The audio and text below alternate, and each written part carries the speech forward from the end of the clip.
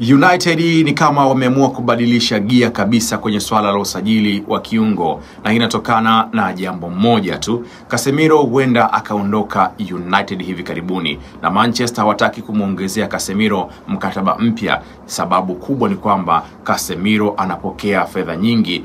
Casemiro ni mchezaji anayepokea hela nyingi zaidi kwa sasa United, akilipwa mshahara wa $350,000 kwa wiki. Hivyo Ruben Amorim ameweka wazi kwamba anataka kiungo ambaye yuko vizuri, lakini amekwisha prove kwenye ligi ya England, kama ilivyokuwa kwa Bryan Mbeumo na Mathew Cunha ambao walisajiliwa baada ya kuwa wako vizuri tayari kwenye ligi.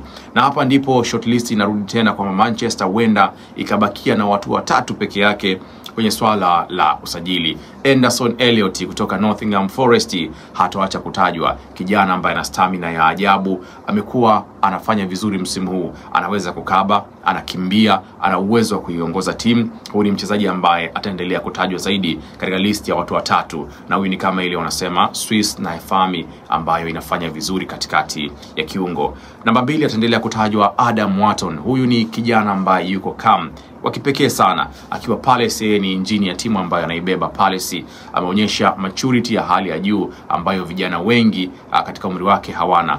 Passing yake iko smooth, anafanya ana decision making ya hali ya juu. Tunaweza kusema ni ile top decision making. Manchester wanapendelea kumpata kiungo huyu, lakini hatuwezi kuacha kiungo namba 3, Carlos Baleba. Huyu ni mnyama kutoka Brighton. Msimu huo kidogo mambo yameenda chini, lakini ana fiziki ya hali ya juu, nguvu ya kukaba.